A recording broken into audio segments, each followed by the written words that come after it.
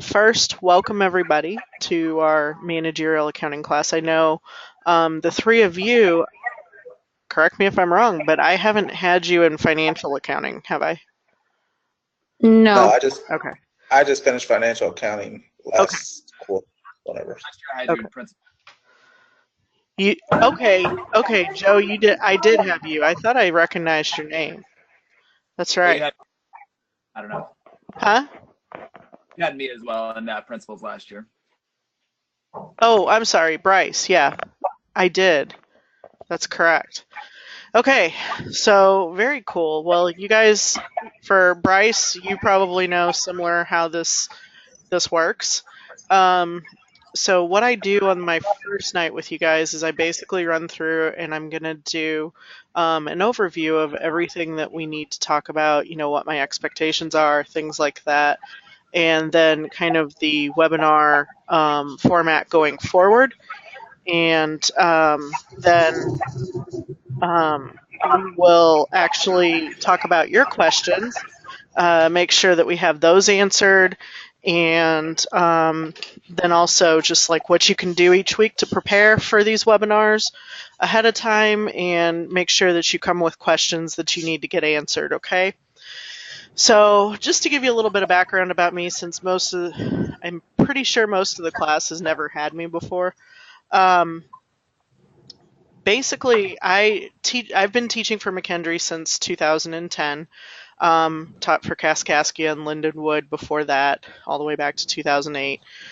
I've got two master's degrees and a bachelor's. The bachelor's is in finance.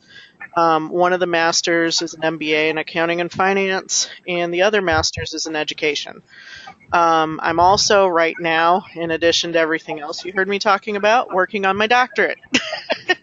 Nice. So I'm getting my doctorate in management, and for full-time work, I actually work for a company based out of Laguna Hills, California, that does IT consulting, or business consulting, actually.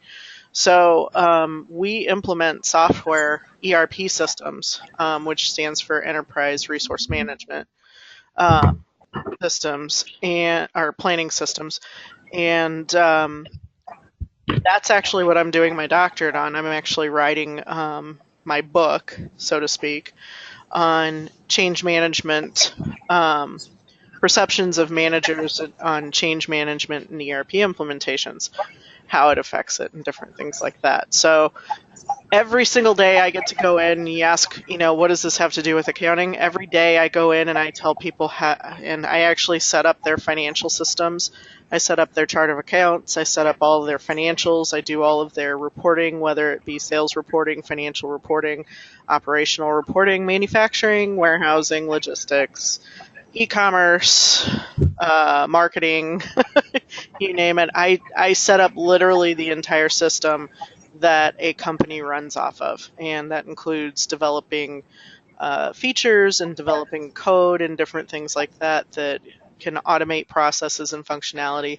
I also consult the companies all the way up to the CEO, CFOs, owners, down through controllers, all the way down through the people, that are in the warehouse operating every day and stuff, kind of basically working on their business processes and things like that. So I've been doing that for probably, with NetSuite, I've been doing it for about 6 years. Before that, I was an accounting manager for a public company, so I've done SEC reporting, um, and I've also been at the controller level. So you're getting somebody that has a very wide background in accounting and also in business. And I will show you how we apply a lot of this throughout the course. So, one of the things that I tell everybody at the very beginning is hang on and get ready to learn, because this is up to you. Obviously, your success in this class depends on the effort that you're going to put into it. You guys already have a great start because you've shown up to the webinar. So, you guys when you engage and ask questions and really try to understand this information, it'll definitely benefit you in the end. Whether you plan on going into accounting or not, you're going to have a better understanding from a management perspective, what happens over on the accounting side and why the accountants get so out of sorts with people that don't follow process because it causes a big mess on the accounting side when they're trying to get out their reports to the board and different things like that, or to, especially in a public company, to the SEC. And it can get companies in big trouble if they don't follow process and follow rules and different things like that. So far so good? Make sense? Yep. Yeah. All right. So tell me a little bit about you guys. I don't want to take up all the time. Tell me a little bit about you guys. I know I think, Neri, why don't you start? You're at the top of the list. Well, I'm a stay-at-home mom. I have 2 kids. So if you guys hear them in the background, I'm sorry. I'm home with them. My husband works second shift, so I'm stuck at home with them every day. Oh, that's okay. I'll be quite honest. I'm very intimidated going into this class. I already went through the PowerPoint for chapters 1 and 2 yesterday, and I was gonna do the homework, but I was so intimidated. I'm like, I'm just gonna wait. So I will need a lot of help because the last time I took accounting was last year during the springtime, and I took accounting at my last school, which I was at St. Mary's University in Kansas, in Leavenworth, Kansas, and so now I'm in Fairview Heights, Illinois. So I'm a little nervous, but I would definitely come to you for questions. So that's it. Fantastic. Definitely don't hesitate to reach out for questions.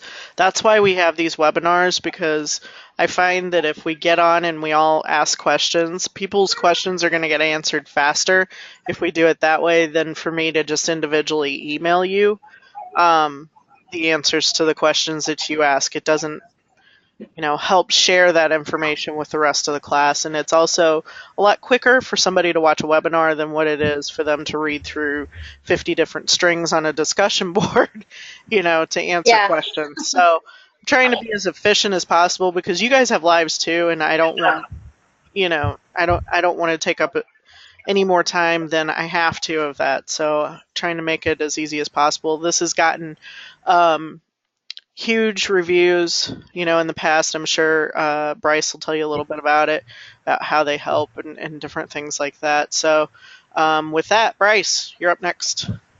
My name is Bryce Foltz. I live in Centralia, Illinois, and I am a banker with a bank in Centralia. And that's kind of what I want to do in my career. And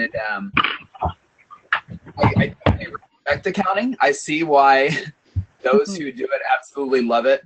And I do enjoy it whenever all the numbers come out correctly.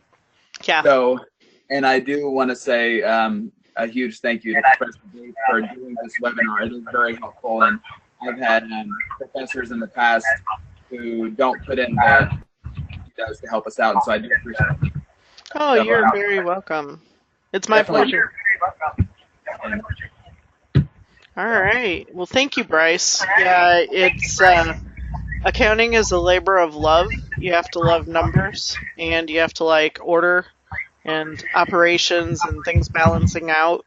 And so I will admit to, and you'll find this, I will admit to being OCD. My husband will tell you I'm extremely OCD.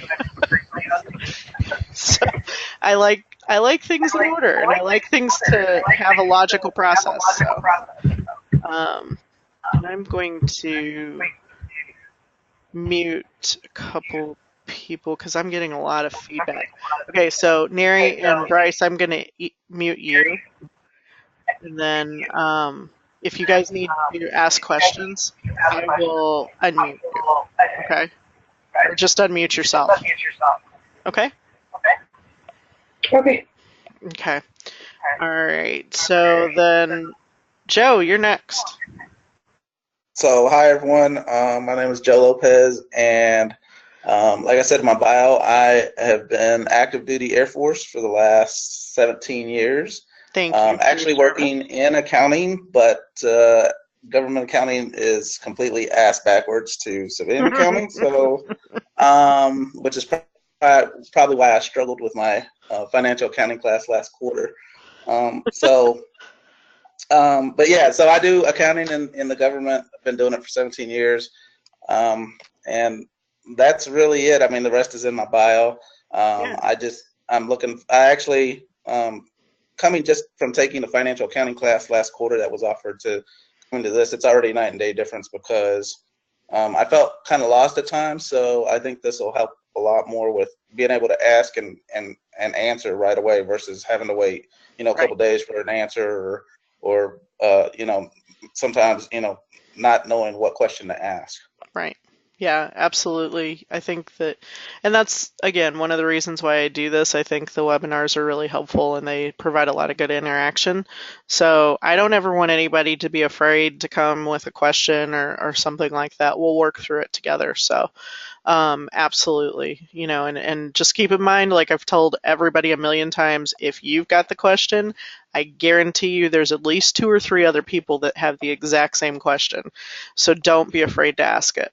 I didn't know what I didn't know when I was, a student, an undergrad student just starting off in accounting, so I get it. I know where you're at. And being a student, even currently, I'm still on both sides of the fence. I teach and I'm a student, so I get it, and then that's why I really want to make sure that you have a fantastic experience here and that you get a lot out of the class. So awesome. Thank you, Joe. All right, Marcy, you are up next. Hi, everyone. I hope I'm doing this right. This is the first time I've ever done this. Oh, no, so you're fine. Hear me? Yeah, I can hear you just fine. Yeah. Okay. Well, I haven't done my bio yet because my computer crashed last Wednesday when I got online. And I just got it back, literally walked in the door and logged on enough to get this up. Because it wouldn't let me do it on my phone. Yeah, of course. Technology. Well, you can always call in. You can call in if you need the number. Just text me. Okay. Well, I should have my computer good to go now. I would hope. Okay. So I'm a bit behind as I'm trying to read through everything that again didn't have my computer because yeah. I'm work at Franklin Hospital. I have in Benton, Illinois in registration. Mm-hmm. I have went to Rend Lake and have my associate in art and in science. I got both of those this past year. Congrats. I have thank you. I have 3 classes left through McKendree. This is one of them. And then I have 2 in fall 2, and I will have a bachelor's in business administration. It's been a long road to get here, but it's taken several years. But I'm back, and I'm going to finish. Yay! You can do it. Anybody can do it. Trust me. That's my goal. If I can work a full-time job, teach classes on the side, and do a doctorate at the same time, all while having a grandchild that's going to be living with me for a little bit until they get on their feet, you can do it. Oh, yeah. It's kind of one of those things that life just got me, and I had other obligations, and now with work, I've got my full-time job. I'm married with my 2 kids. We're very busy and active, but it's the right point in my life to be able to finish, and that's what I'm going to do. Yep. And I'll share some so sorry, Marcy, I'm going to mute you because I get a lot of feedback, and I think that there's something with your speakers or something that is causing that. Okay. So, but if you need to ask a question, absolutely unmute yourself and ask, okay? So one of the things that I'll tell you guys that, I've learned actually probably in the past couple of years, even though I'm going to be a grandma, I'm only going to be 41 tomorrow, so young, and trying to stay young. Some of the things that I've learned from my business career throughout the years, and actually especially with the company that I currently work with, who has amazing philosophies, is Just being 100% accountable with zero excuses. We call that 100-0. So that's one of the things that I like to talk about in my classes, and just giving you that perspective in life, because if you take it and carry that with you, it's actually going to help you tremendously in any position that you do, even in life itself, just being 100-0, even with your families, just taking on that responsibility. Other things that help, in this class, in your career, is just owning your day, owning your future. We actually, at Blytheco, the company I work for, hashtag that a lot: own your day, own your future. And that basically just means, don't let your day control you. Set your goals, set out your schedules, and make sure that you meet all your goals for that day. Own your future. Everything that you're accomplishing today and everything that you want to accomplish in even the short term and the long term future, you can do it. You just have to put your mind to it and set your priorities. Make sure that you're setting your priorities, you're meeting your commitments, and don't let anything get in the way of that. Somebody asked me how I managed to write 3 chapters in a matter of 8 weeks for my proposal. That's over 125 pages right now. I said you just break it down into manageable pieces and accomplish a few sections a night, and stay disciplined. So it's all about just making sure that you really make your priorities and understand that the impacts that what you're doing right now in this class, getting your degree, things like that, really will impact your future. Some people don't believe that your GPA is that important, and I'm here to tell you it is, because I'm a hiring manager myself. I actually have a couple of people that I mentor, and we actually have a program that we started that I kind of gave them the idea behind, is called the STAR program at Blytheco, where we take on college recruits and we train them to be software implementation consultants.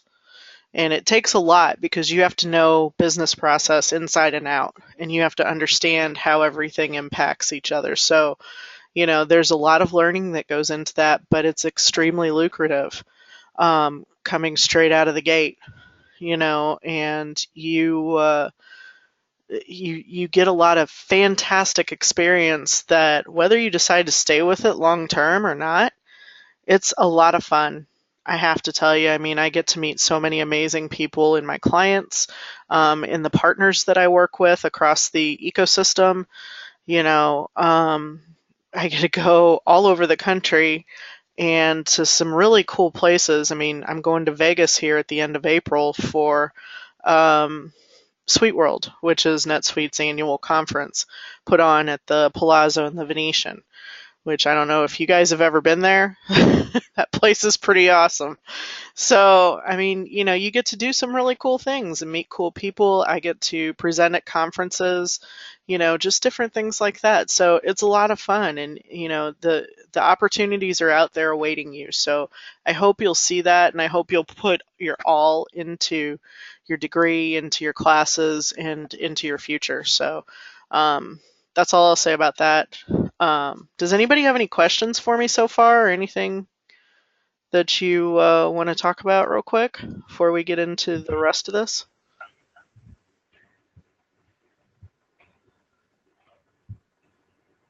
Nope. Okay. All right. So I am going to start by going through our online portal, okay, and just making you familiar with kind of how I've set this up and what you have to look forward to in each one of the modules and things like that. So, of course, your home screen, your home dashboard is going to be your announcements. You'll notice that your weekly webinars is right here. That announcement's going to stay there throughout the entire course, and this is where you'll go each Tuesday at 7 p.m. Central to log into your webinar. Okay, so just go in here, take a look at this link, and you can also call in. If you're not able to click on a link at the time, you'll see you've got this phone number here with this access code. All you have to do is call in from your cell phone or your home phone or wherever you are and put in this access code, and you can at least listen in or ask questions. You may not be able to see the screen if you can't hit this link, but you can actually listen in, and ask questions if you feel like that's going to help you more. The other thing that I want to encourage you to do is if you're going to miss a session, you can email me the questions that you have, and I will go through them on the webinar, okay? I do have to have at least a few to participate in the class in order to record a session. If I don't have, at least one person, I'm not going to have anything to record or, anything like that. So make sure that if you are going to miss, email me the questions you have. Don't take it for granted. Just email them out to me and I will get them answered on the webinar. Preferably if you could email them to me before 6 p.m. Central on a Tuesday night, that would be great. That way I have at least a little time to look over it, make sure I understand it, respond to you if I need more detail or anything like that. Okay? So this is just our welcome announcement. My contact info is in that welcome announcement, in addition to being here under the instructor side. You will see my contact info in here as well. So I have my work phone is my cell phone. You can text me on that. I text very quickly and I respond very quickly by text. Sometimes I'll respond to that faster than I will email. Okay. I stay on phone calls throughout the day for work. So I may not get off of those phone calls until 7 p.m. Central. So there are many times that I'm going back to back on calls and stuff like that with clients during the day. So text is a great way to get a hold of me. Email is another great way to get a hold of me. Okay. Please, if you're going to ask me questions that you want answered on the webinars, email me. Because then I'll go through the emails and actually, just run down and answer the questions. Okay. Sometimes I'll forget that I have a text to answer a question on. So it's easier if you just email me. Okay. All right. Then let's go into, did everybody read the syllabus? Yes. Okay. That's the right answer. Yeah. So, okay, good. So the syllabus is really important. It's actually going to show you your problems that you have to do, things like that, what my expectations are. You'll notice too in the syllabus and orientation, you not only have the syllabus and the orientation notes, both of which you should have read, you have how-tos about how to view Blackboard quiz results. Okay, this is important because I get about 10 questions a semester on this alone. Your academic honesty slideshow, obviously. I do expect everybody is 100% honest in here and, is taking accountability for their own work and definitely doing their own work. I do not want to see or suspect that you and another classmate have been using your work or somebody else's work to copy off of each other. So that doesn't do anything for you. You're not going to get anything out of the class, and that's really kind of a waste of your money. So make sure that you're, doing your own work and learning the material. This is an Excel tutorial. You can also go on to YouTube, and I'm going to show this to you real quick. Go into, if you don't know Excel, this is something that you need to do like tonight. Okay. Excel, when's the latest? Probably 2016. Let's just do that. So there are some great tutorials out here of how to use Excel, how to put formulas in Excel, things like that. You can even put in here the word formula tutorial and learn everything there is to know about Excel formulas. Now, why do I say this and why do I tell you this? The reason being, in the business world, and I'm sure you guys, can probably attest to this, in the business world, you're not going to get by without using Excel. You have to learn Excel. It doesn't matter what your position is. You don't have to be an accountant. I have people in operations. I have people in marketing. Everybody is going to at some point be responsible for a budget, and I guarantee you're going to get your budget in Excel. In some way, shape, or form. You might get it in a piece of software if you're lucky, but most people, controllers, CEOs, CFOs, things like that, do not trust somebody to go in to their system and make changes to their budget. They give it to them in Excel. So you have to know how to use Excel if you're going to be a manager of any kind. So I'm getting you started now. I want all of your homework to be turned in Excel. And if you have any work that you have to show me for a test, which you can do inside the test, by the way. But if you want to send me an Excel file to show me how you got calculations, happy to receive that. Okay, so I want all of your homework, though, in Excel. Do not submit it to me in Word. I'll turn it back to you and say redo it. I want it in Excel. I don't accept Word. I don't accept PowerPoint. I don't accept PDFs. And I don't accept pictures from phones of handwritten documents. Okay, I've gotten it all. I accept Excel. That's it. Any questions about that? Okay. Nope. All right. That's my one pet peeve is I want you to learn Excel because it's going to make your life easier. And if you need help with it, if you don't understand how to set it up or what have you, I am happy to take some time and run through that on one of our webinars, just so that you can get some insight and see just how easy it is to use. Okay.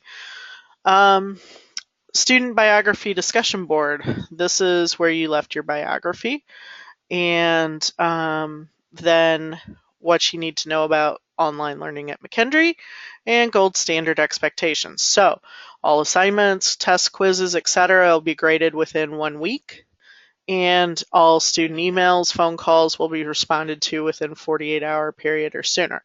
I will tell you, I try to get to you like ASAP. Okay, if you're going to email me, it'll probably be within 24 hours. Okay, if you text me, could be immediately, it could be within an hour. It just depends on what I have going on at the time that you text me. If you text me at 11 o'clock at night, it's going to be the next day. So just understand there are, certain things I do try to cut off at a certain time. So, but I am, definitely here for you guys, and definitely want to get your phone calls, your texts, your emails, things like that. If I do not respond, please resend it, because I've had a lot of students who have had their emails hang up in their outbox, or for whatever reason a text didn't go through or something like that, and they were like, why didn't you answer me? And I'm like, because I didn't get anything from you. I watch it daily. I watch it by the minute, literally. So please, please, please, if I don't answer, definitely reach back out to me. Okay. All right, let's go into modules. So if you come over here into modules, you're going to see all of your modules lit up. They're all available for you right now. Now, do not go into any of the quizzes or the tests until you're ready to take them, because once you start them, it's going to make you finish them. So don't go into the midterm or the final until you're ready to take that, because you will have to finish it. I have done one thing for you, And I know you may see it say something about the quizzes or tests being timed somewhere throughout here, because they were. I've taken the timers off of all the quizzes and all the tests. So they are not timed. Okay? That means you can use your notes, you can use your homework, you can use whatever you have to take that quiz and test, as long as it's academically honest in your work. So that means don't go out to Google and Google the question to find the answer. That won't work. Okay, that's cheating yourself. All right. I know that there are plenty of Quizlet and everything else out there. Please don't do that, because that really is cheating yourself and cheating your knowledge of it, which again is a waste of your money, not mine. I want to make sure you're learning what you need to learn to be successful in your career. Okay. So module 1, you'll see in here each one of them has a description that kind of lines out when your due dates are, what the problems are. Okay. And for chapter 2, you've got chapter 1 and 2 that's done here in week 1. Okay, so you'll have PowerPoint problems. These PowerPoint problems are never due to me. You do not have to turn them in. The only thing you turn in is the homework assignment. So these homework problems right here in chapter 2 are the only things that you're going to turn in to me for week 1. I don't need to see the rest of these. The reason being, the rest of them all have the answers to them for you to review already. So it's like questions that you should be doing and going through to make sure to check your knowledge and make sure that you understand how to do them. Does that make sense? Yeah. Okay. All right, perfect. Module 1 is what we'll go through this week, then module 2. So each one is each week. Homework is always due Thursday night by 11:59 p.m. Always. Okay. Then you'll see in the module itself, and I'm going to show you this. If you click That's Central Time? Central Time, yes. 11:59 Central Time. Okay. If you click into the module, you'll see here homework solutions. Those are going to become available to you to review and to see what you should do, okay, on the Friday morning after each homework assignment is due, okay?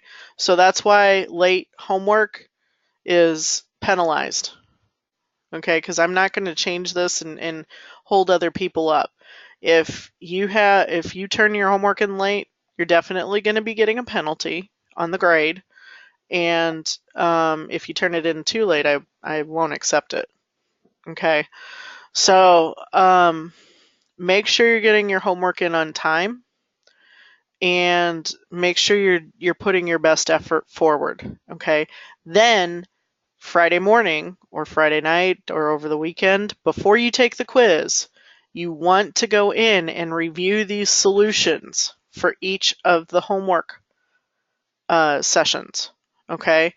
You need to make sure you understand the correct way to work these problems before you get into the quiz. Okay, so make sure you understand both chapters before you take the quizzes. Okay, so that's module 1, and you do have 2 quizzes here in module 1. You're going to have chapter 1 quiz and chapter 2 quiz. Okay, not every module is like that. Many of the modules we're only covering 1 chapter. Chapter 1 is a basic review overview, so it's not like you're going to have a bunch of problems in there. It's basically just question and answer type scenarios. Okay, make sure you do work the problems though, and make sure that you do understand them. If you have questions, ask the question before you take the quiz. Okay. Module 1 homework discussion board, I will check it probably twice a week, just to see if anybody's posting anything on there.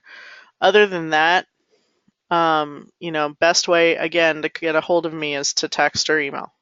Okay? Any questions on module 1? Or the remaining modules, for that matter?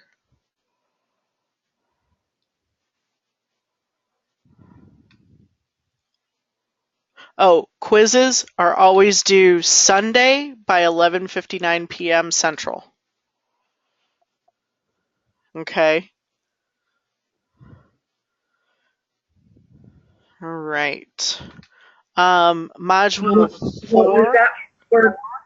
Oh, What sorry. was that for Sunday night at when? 11:59 p.m. Central Time. So basically before midnight on Sunday for quizzes. That's just for quizzes. Homework is due 11:59 on Thursdays, p.m. Central. Okay, thank you. Okay, no problem. So that's gonna hold true for every single module we do, except for Module 8. I'm gonna take you down to Module 8.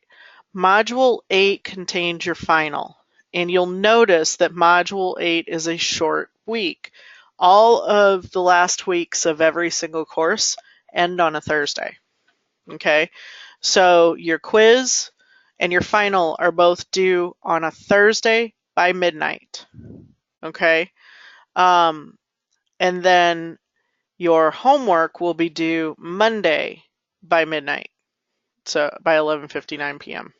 Okay, so it is a short week. It does force you to be a little bit ahead of the game, but it's totally doable.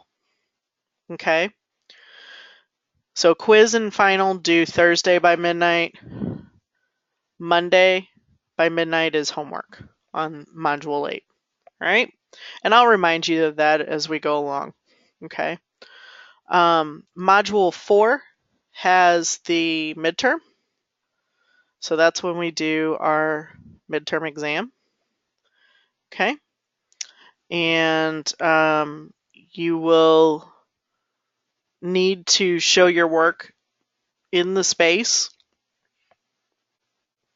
provided for that in order to receive partial credit. Now, what happens is I go in and I grade these and I look at your work to see, how you kind of solved for and calculated them. So if you show me your work, I'm able to award partial credit. Okay. What happens after this, and this is something that I do with every class, is allow you to correct your midterm for some of your points back. Not going to get all of them back, but you'll get about half of them back. Okay, and there's more to it than that. I will tell you more about that as we get to the midterm. Okay, but it's a great exercise to really see what you did right, what you did wrong, and to self-examine your own thought process as you go through these. Because sometimes people just overthink the problems. I'm going to be honest with you. Most of the problems are pretty basic and straightforward. Don't overthink them. I mean, it's really just addition, subtraction, multiplication, and division. You just have to follow the process. So it's accounting is very process oriented, and I think that's one of the things that I like about it is there are just definite rules that you have to follow, and you have to know what those rules are. But the good thing for you is that you can refer to your book, you can refer to your notes, things like that, and definitely refer to your homework that you did to kind of guide you through how did I get the right answers to this problem. Okay, because the problems will be very similar. There's not going to be any surprises or any curveballs in these. The problems are going to be similar. So you're gonna if you do your homework and you really truly understand how to do the problems by the end of the chapter, you're not going to have a problem with the midterm or the final. Last semester I did advanced accounting, and I kid you not, I only had 5 students in that class. All 5 of them got A's because they did exactly what I told them to do. So, and they earned it. It wasn't that I gave it to them. They literally got the problems right with no help. We just went through things and, they came onto their webinars. So they did their work. They really worked hard and tried to understand the problems and tried to understand the processes, and they did a fantastic job. So, it can be done. So don't be afraid to ask questions. Any questions on the modules so far?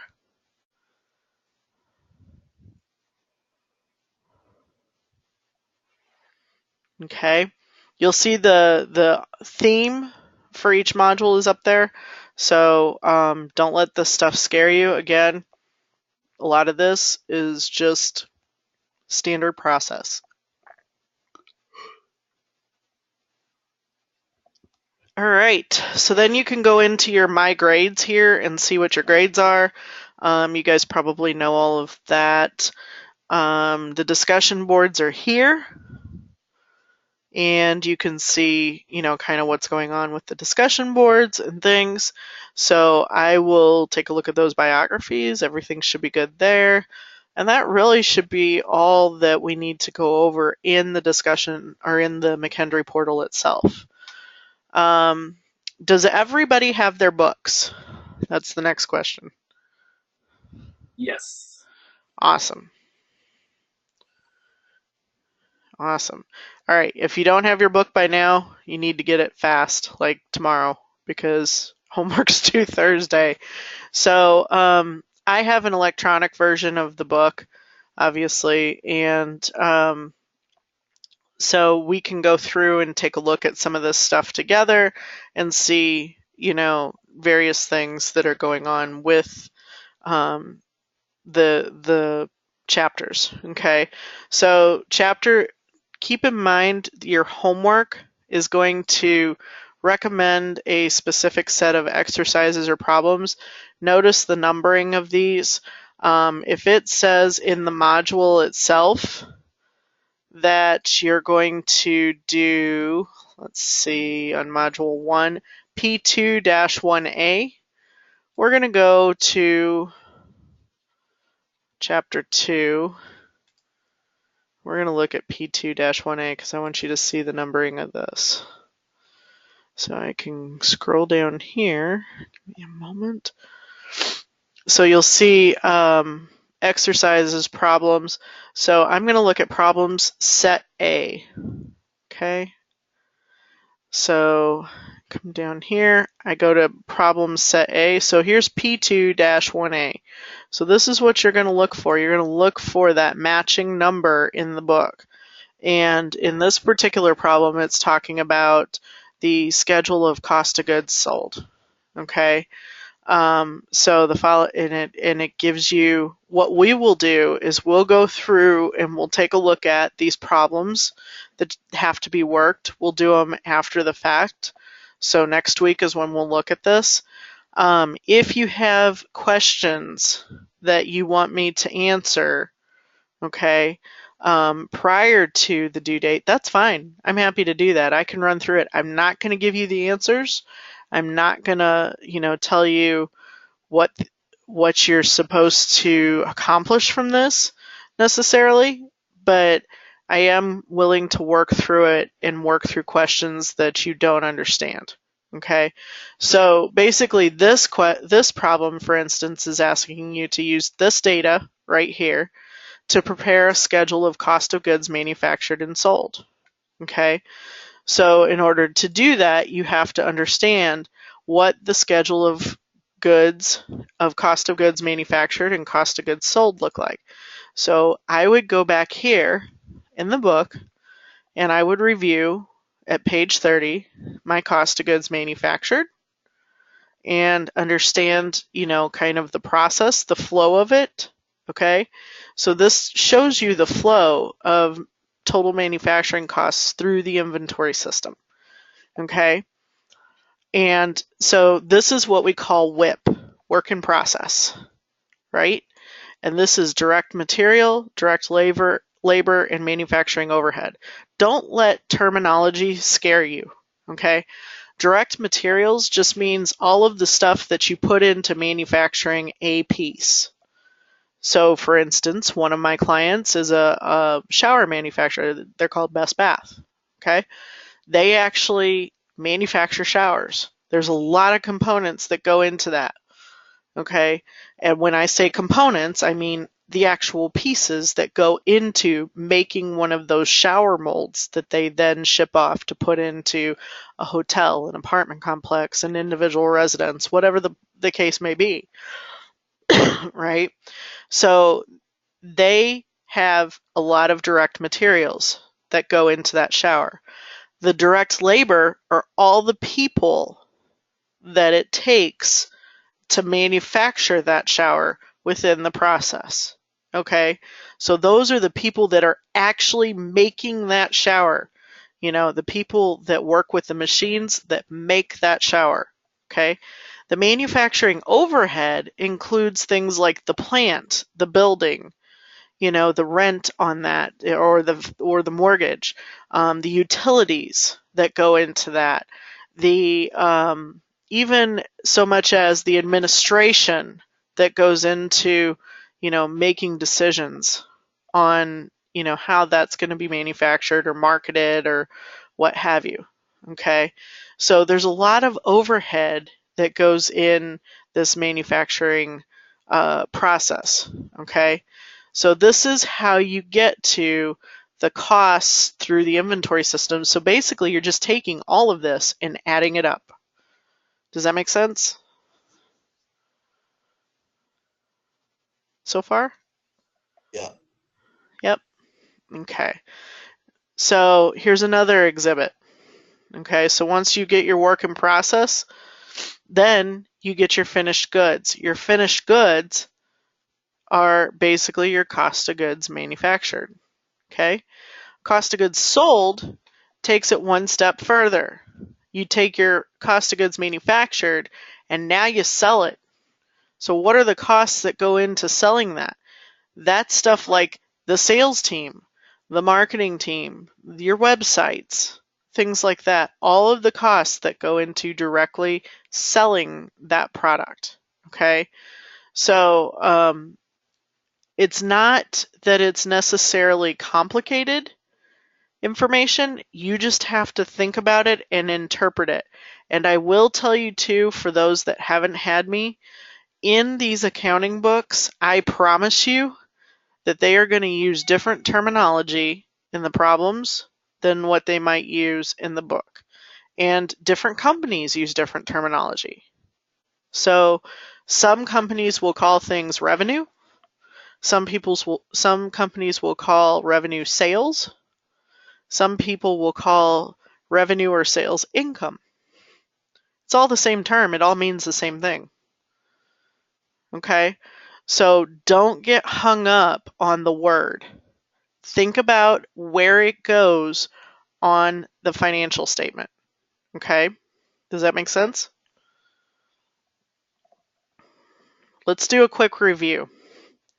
We're going to go rapid fire here and ask some questions.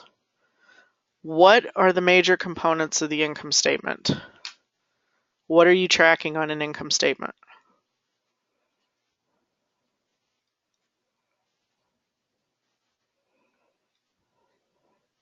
You guys want to see a real income statement?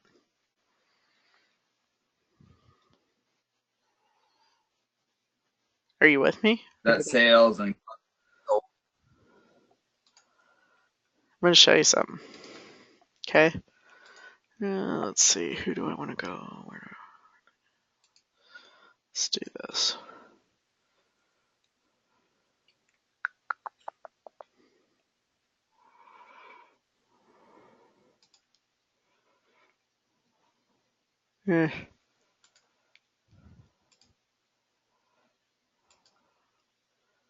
Not everybody has a sandbox.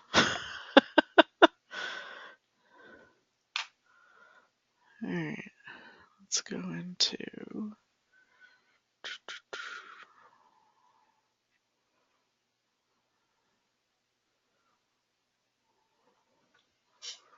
Where's some of my demo accounts here? Let's see, advanced partner.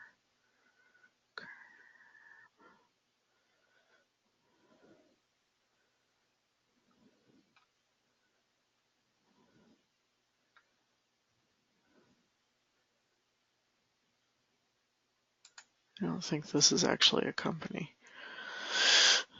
So this is NetSuite. This is the system that I actually administer. Okay. This is what a true income statement will look like. Oh, okay. Never mind. This one's not set up yet.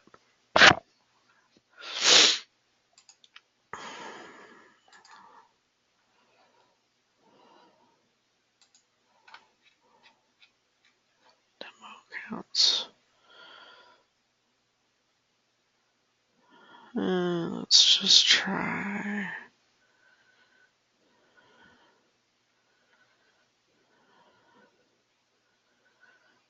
Demo 5, NetSuite 99. Okay.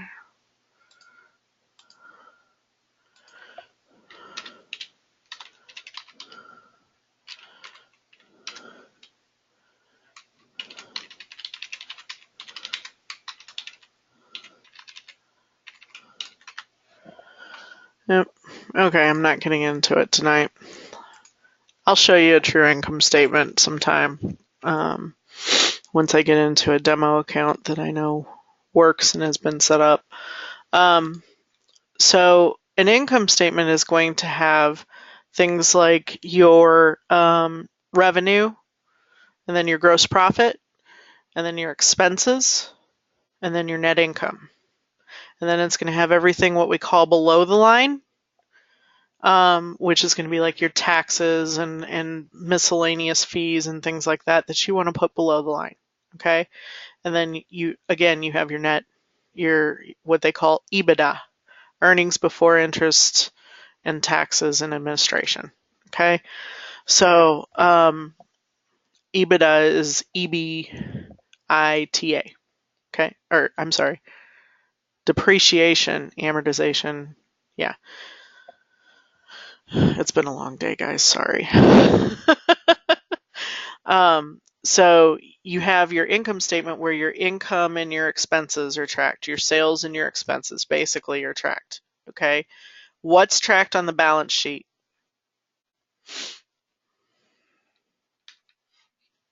Anybody remember?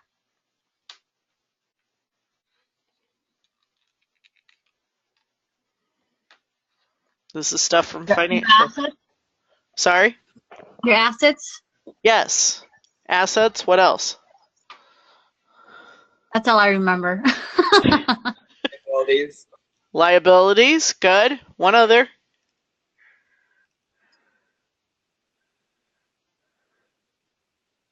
Stockholders' equity. Remember? Okay.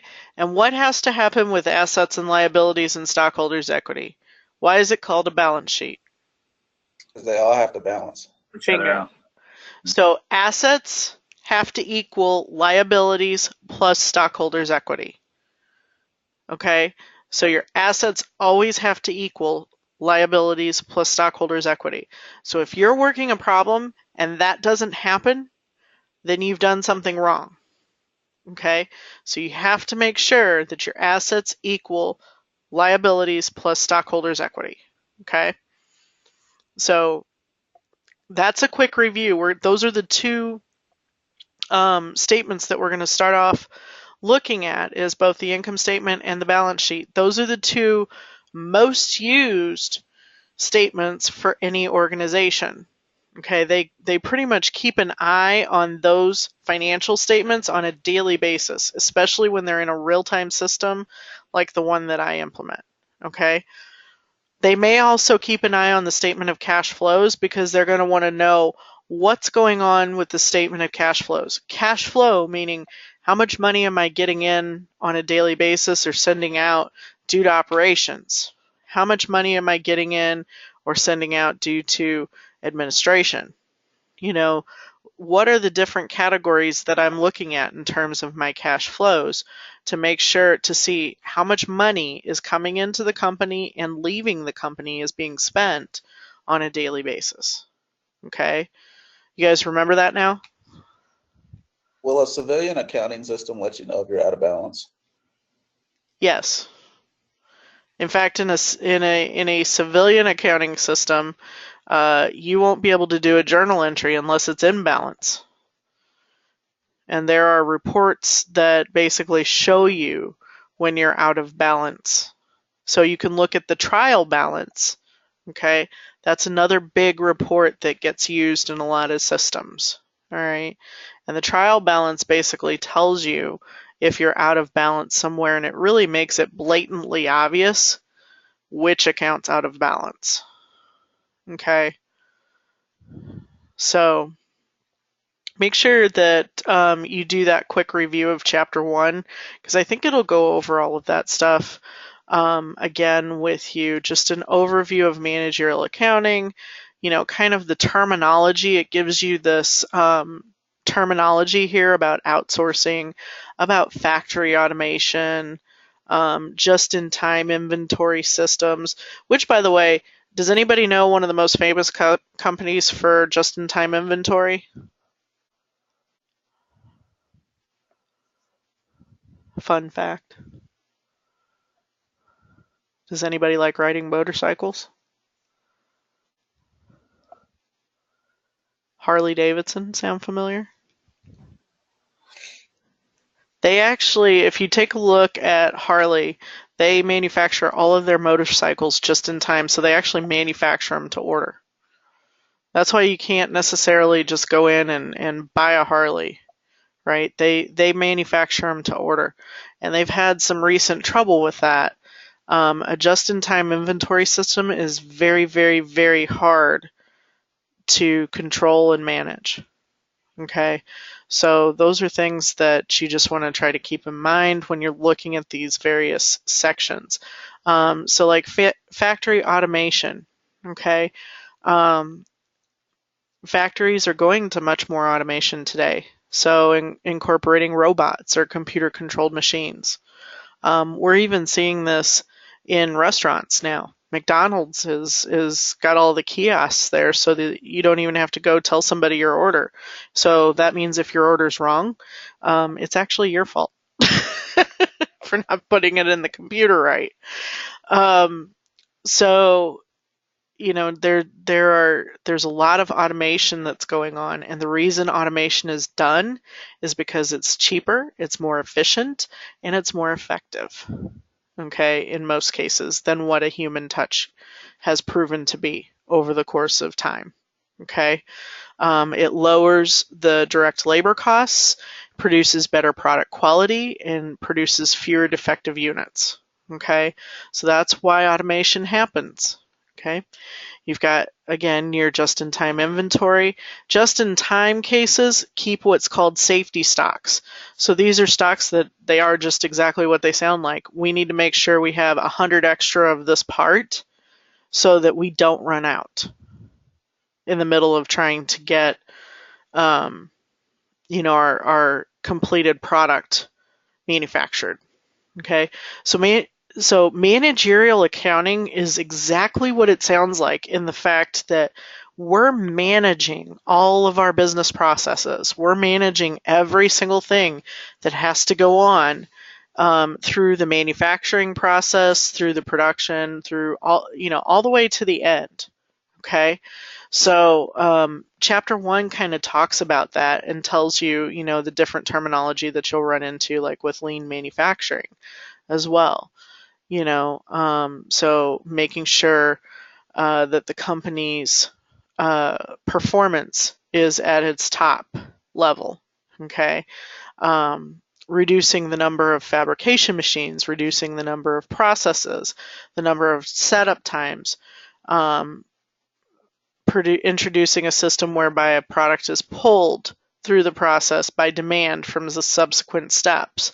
So there's all of this thought process that has gone into this, and when you start thinking about every single thing that goes into the manufacturing of one single little thing, like the manufacturing of your phone or your computer, there's a lot of stuff that goes into it, a lot of intelligence and a lot of thought process that has gone into it to make this profitable. Okay, so it's pretty amazing to actually sit there and consider that. Okay, customer profitability. Companies are really focusing on their customer profitability, meaning they want to make the most money they can off of you. Unfortunately, and they're going to find every way they can to do it. So it's also up to you to help yourself in your own life and be a good negotiator and look for the best deals. Okay, this one is huge, and this is something that you're going to find talked about more and more through the years. This is something that you guys in your own education want to really dive into, and I'll tell you why. Big data and predictive analytics is the way of making your company's future the most successful that it can possibly be. Many companies for many, many, many, many years, okay, focused on analyzing the past. So they've always analyzed their sales trends in the past. They've always analyzed their profitability in the past. Okay, no longer is that recognized as the best way to conduct business. Okay, predictive analytics basically tries to predict the future based off of trends. Okay, so basically we're trying to create experiences for customers. We're trying to create a disruptive environment whereby we're predicting what the customer is going to want, how best to achieve that, how best to give them the best customer experience. And if we do all of that, how's that going to impact our sales? We've got to predict the future need, the future demand, and so there's a lot of factors in that. So the new wave is not analyzing the past, it's analyzing what your future should or could be based on your performance today. Okay, so that's really kind of a cool concept. I want you guys to think about that. What are your thoughts so far? Well, on the big data, I mean, that's where they're getting into all this data mining and all that stuff with the different stuff. So do you see, I mean, I think it's going to lead to like some breaches of ethics, or what do you think about that? How would it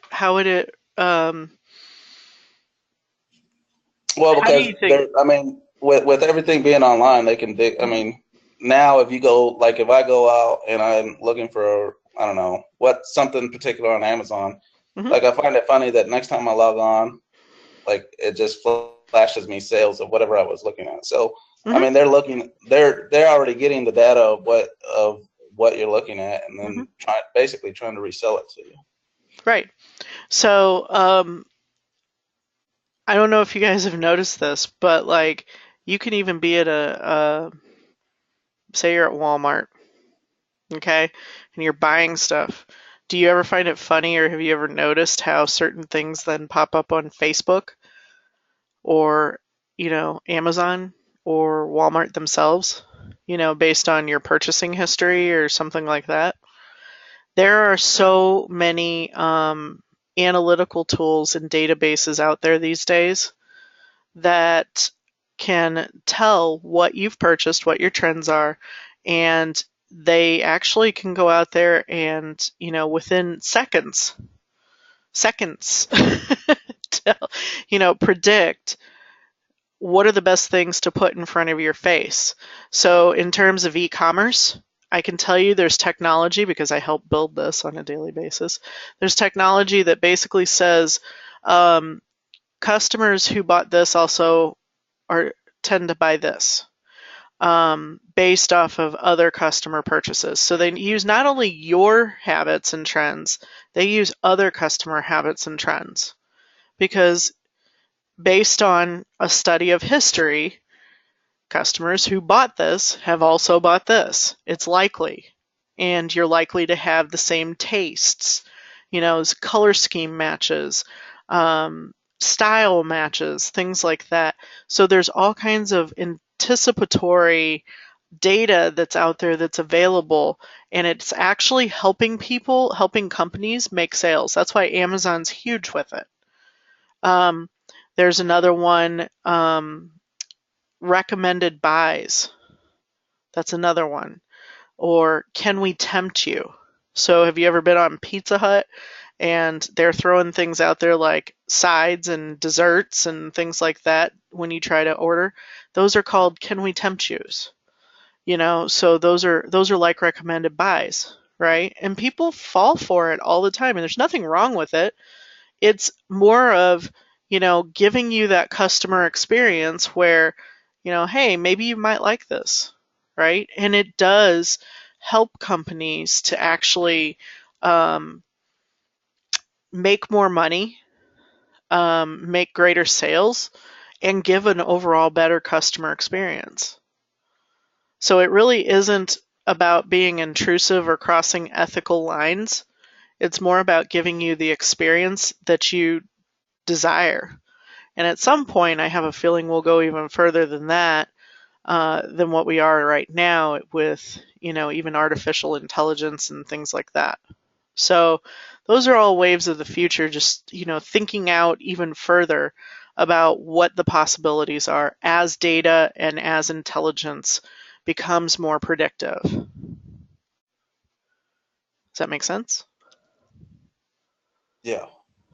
And all of that has to do with accounting. I mean, when you come back to it, the accountants, from the managerial side and from the financial side, they're the ones that have to be able to do a lot of this stuff, because we have to be able to predict inventory needs so that we don't run out of products, right? So you have to be able to look out into the future and be able to see what it is your company's going to need. Is there one product that's selling better than another? Do we scrap that other product because it's not selling? Is it a waste of time to even have it? Have we got stuff sitting on the shelf that, it's not a good product? So, or are we getting a lot of defects from it? That's another one, And so, those are all things that we really look at, from an accounting perspective, from a financial analysis perspective, and even from an organizational analysis or managerial or manufacturing perspective, from a logistics perspective. How fast can we get it there? Amazon does a great job at getting it to you in 2 days for $3.99 if you're a Prime member. That's a customer experience. I'll be honest with you, I go onto Amazon and order a lot of stuff because I get it in 2 days for $3.99. I can go order a 100-pound product and it'll be on my doorstep for $3.99 in 2 days. It's an experience, So those are the types of things that you have to look at. Even, though we're studying accounting, it's not just about accounting. It's really about organizational management. Okay, so those are some of the trends that we're really going to hone in on and look at in this class. Make sense? What are your other thoughts? I know you said from an ethical perspective. I'm interested in that. I like to play devil's advocate. Well, what about? I really think so. I hear all the time about, even now with cars are a big thing, because car manufacturers are basically tracking everything that you do, selling the data to third parties, so that way they can basically cater to the individual when they, they use the data basically to cater to the individual when they sell things. So kind of like you were saying, I mean, is it ethical for car manufacturers to do that? Well, so let me play devil's advocate on this. Do you want a better sales experience? Do you want it to take less time? Do you want options that are more geared towards you? And take it one further. Do you want products that are manufactured to be safer, more efficient, and more effective? Because demand drives that. I think there's positives and negatives, depending on how you look at it. My big thing is, that's so.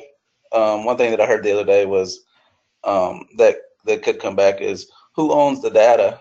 So if it's my data, is it truly mine, or is it the car manufacturer's? Because when I purchased that car is now mine. So is that data mine? So why should the manufacturer profit off of the data that is based on a sales slip is mine? So, I mean, it just goes back to everything else. Like, everybody's, I mean, at the end of the day, everything revolves around money. It's the same way in the government. It's not any different whether you look at government or accounting or civilian accounting. Very true. It's just how you look at it. It really is. And, one of the speakers that I recently got to listen to at our annual meeting for Blythego said, if you change the way you look at things, the things you look at change. And that's so very true. And I think that kind of speaks to, what you're saying. It's really about perspective, and perspective is always reality. No matter whose perspective of it is, whether it's yours, whether it's a manager's, it's reality to that person, right? And so, like in your case, your perspective is that, you really should be the owner of that data and get to say where it goes. Unfortunately, there's a lot of little bitty fine print that happens when you sign, to buy that car, take that car off a lot, or what have you. When you do that, you're signing, stating that you agree to let them have that data and to use it, as they choose. Now, you can opt out. So when you start getting those marketing ads, there's a little itty bitty, like it's down in the very tiniest piece of an email that says unsubscribe. And when you unsubscribe and opt out, that's saying you can't use my data anymore. And if they keep doing it and get caught, they could be up for big lawsuits. I don't think I'd mind the data being sold as long as I was the one receiving the money for it. I mean, right. Somebody's going to profit off of it. It should be me, not the. That's just the way I look at it. And in some ways you do. In some ways you do profit off of it because you're getting better offers. Right. You've got to think about it from a bigger perspective than just yourself as well. You have to think about it from a company perspective. The more data that they can get and the more feedback they can get and the trends that they can get, the better that they can produce their products and offer you better, bigger, better, cheaper, more efficient things. So demand drives pricing. It always has and it always will. Right. Something's in hot demand and short supply, you're going to have a higher price. Something's in hot demand and there's a ton of it, the price is going to be cheap. Right. So it really is all about those cycles in business and kind of how you're looking at that. Gotcha. But I do get what you're saying. I totally get it because I'm not a big fan of people having my data either. And you've got to think about, there are other reasons where ethics can come into it. And I will tell you, there's a very strong code of ethics when it comes to selling data or using data and things like that. And most companies abide by it pretty well because a lot of them have been burned badly in lawsuits where they haven't followed these code of ethics. Okay. And that's extremely costly, especially if you're a public company. Your stock will take a huge hit. So there's all kinds of repercussions for not following a strong code of ethics when it comes to marketing and selling data and things like that. So, that is a very, very touchy subject within any organization. I can tell you that. So, but good point. Excellent point. Anybody else?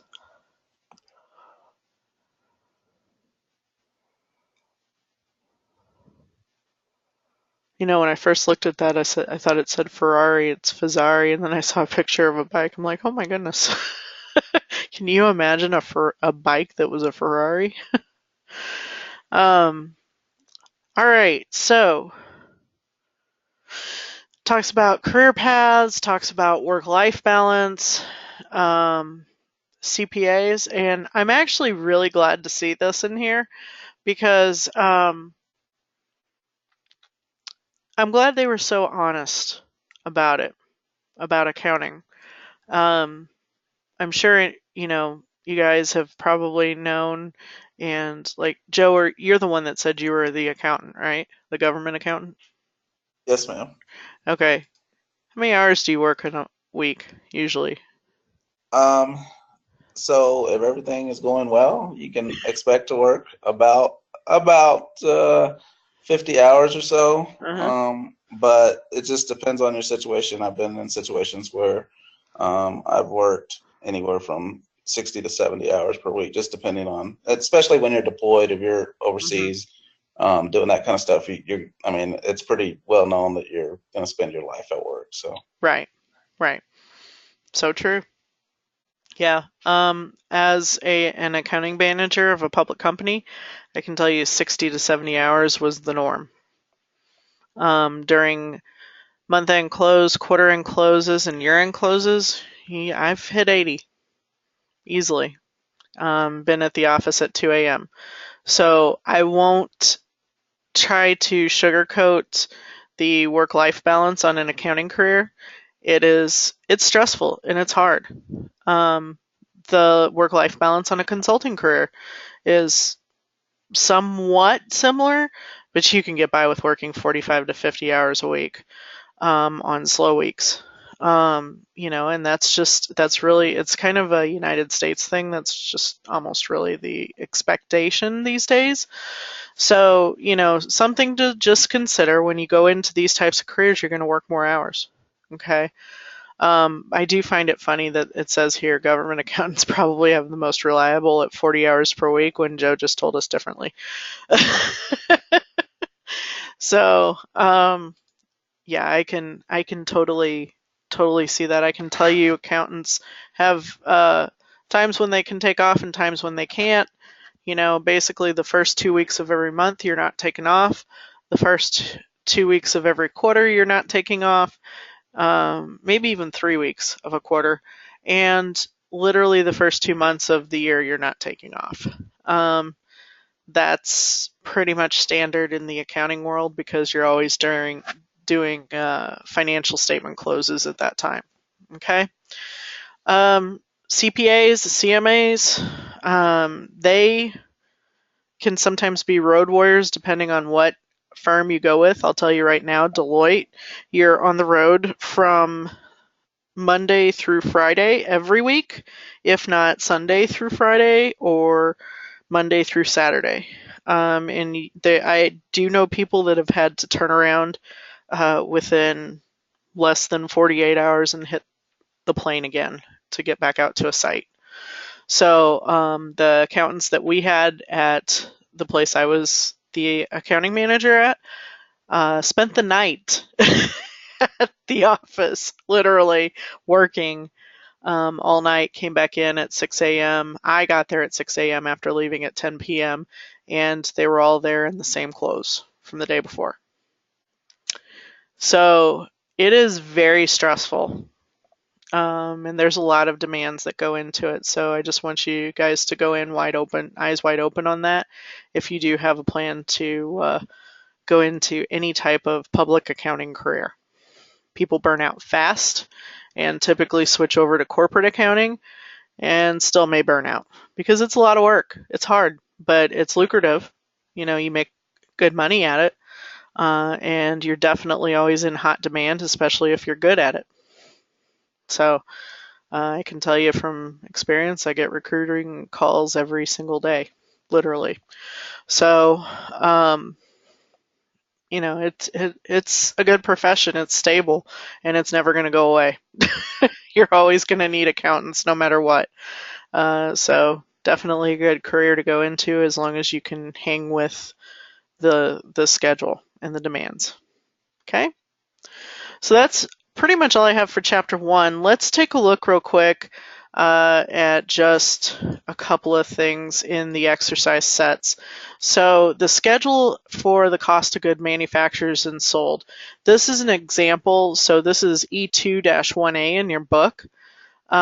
This is going to show you what a schedule of cost of goods sold. So you'll notice here you start out with direct material, then you have direct labor, and then you have manufacturing overhead. Okay, so this is going to take you down through the direct material calculations. So to get to the direct material used, then you've got your direct labor, which is pretty much the number of hours times, whatever the labor rates are. Okay, and then your manufacturing overhead is going to be your indirect material, indirect labor, factory supplies used, depreciation, repairs and maintenance, and then that gives you your total manufacturing overhead. Okay, so you're going to want to go into your PowerPoints and make sure that you're looking at this because I believe some of these are in there. this is going to show you your total manufacturing cost for the year. So it's basically just taking these three numbers and adding it up to 416. So 123, 148, and 145 adds up to 416. Okay. Then you're going to add back in your beginning work in process inventory for 30,000, gives you the 446, minus your ending work in process. So you add in your beginning, you subtract out your ending. Okay. And that gives you your cost of goods manufactured for 405. So that's how you get to cost of goods manufactured. You have to follow direct material, labor, manufacturing overhead, add in your beginning, take out your ending, gives you cost of goods manufactured. Okay? Does that make sense? You guys Yeah, I with me? think so. Okay. And then the next part to get your cost of goods sold, couple more steps. You're going to add in your beginning finished goods inventory, and a lot of times these numbers are given to you, so don't think you have to calculate these. Okay, that's going to give you your cost of goods available for sale. So basically, this is what you had left at the end of last month that was already manufactured. Okay, so this is your cost of goods manufactured. This is what you had at the end of last month. You add these two together, you get your cost of goods available for sale. So this is what we've got sitting out in the warehouse ready to be sold. Okay. Then this is your ending finished goods inventory. Okay, so this is what you have at the end of the month. Okay, so basically you're saying this is all I got left in the warehouse, right? After that month's over with, that's all I got left. So you're going to subtract these two, and that's going to give you your cost of goods sold. Okay, because this is the cost of goods available for sale. This is all I've got left. That's how much I sold, and that was the cost form. Make sense?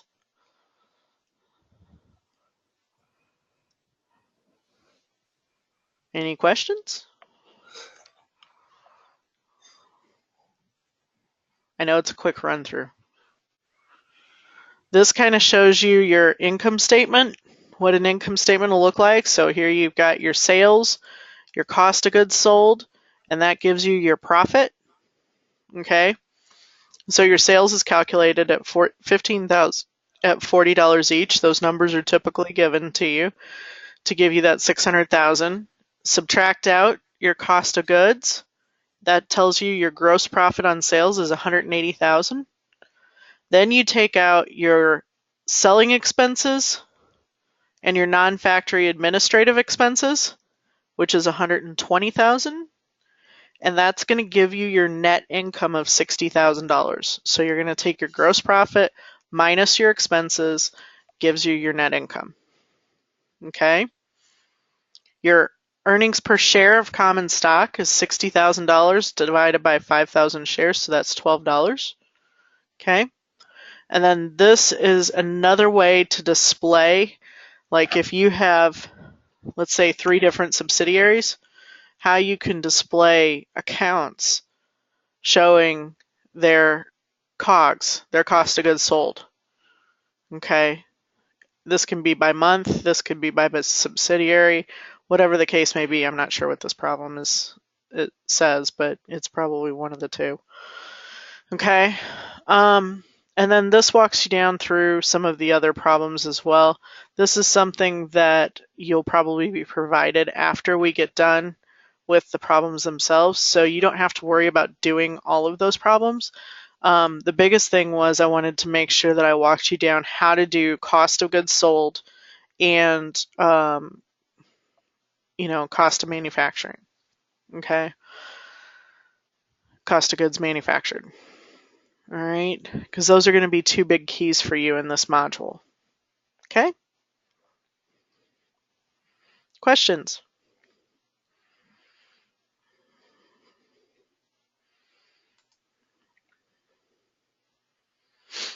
Nope, none? All right. All right. So take a stab at your first week's homework. This is being recorded, so as soon as I finish the recording, I will go ahead and load it up on to the web. I usually put these in YouTube so that you can go out to a website and access it pretty much from anywhere. The link will be provided in your module in here. So if you go into the module itself, you'll see another link down here that'll say week 1 webinar. Okay, and I'll put an announcement out there with the week 1 webinar link as well. Okay, so you'll see that here probably not too long from now. Sound good? Yep. Thank you. No problem. Thank you very much. No problem. Thank you guys I for do have coming. a question. Sure. Yeah, absolutely. Okay, it might seem kind of silly, but I've been going through all of the stuff, and to submit, how do you want us to submit homework? Oh yeah. I know it has to be done on Excel. Yes. Just shoot me your Excel file via email.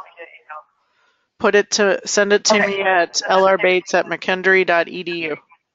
Okay, so it goes through because I know on the orientation stuff, it had a thing you click on and then it submits right there through Blackboard. So it goes through an email to you, correct? Correct. Yeah, no, you don't necessarily submit it through Blackboard. Where does it say that? It says that on the orientation class that I'm in, that certain things are submitted through Blackboard as far as like a tab to click on. Oh, no. Not in this one. No, it's in the syllabus. It says to submit your homework to me via email. So the syllabus is going to be the system of record, but that's a great question. Yeah. Okay. So, like I said, I'm trying to get through everything and look at it all. So I just wanted to make sure I had it correct before. Yeah. We were. Absolutely. Yeah. Just make sure that you send me your homework via email. So it's right here. Work the homework problems and submit to the instructor via email before the due date on each module.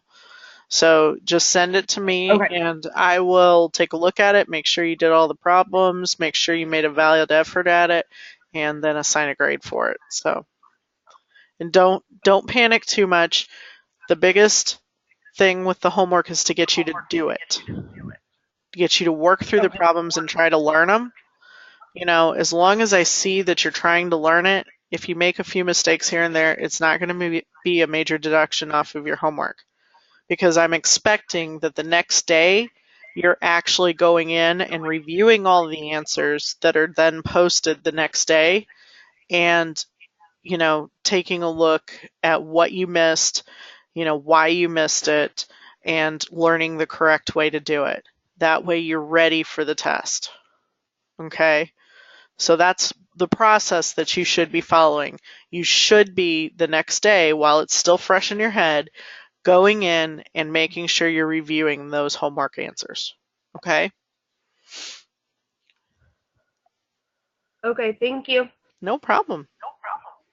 Anybody else?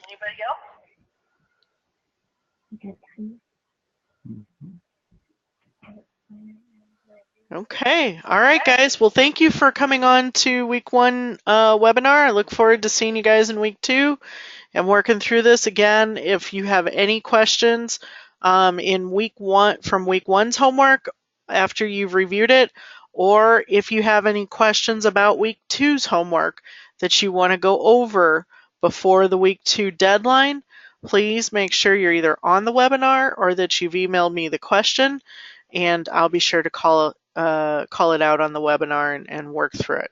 Okay? Awesome. All right. Thank you.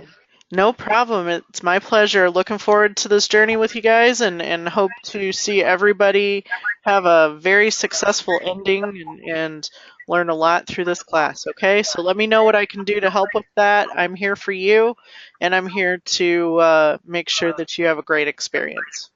Okay? Thanks. All right. You too. Talk to you guys later. Bye. Bye-bye.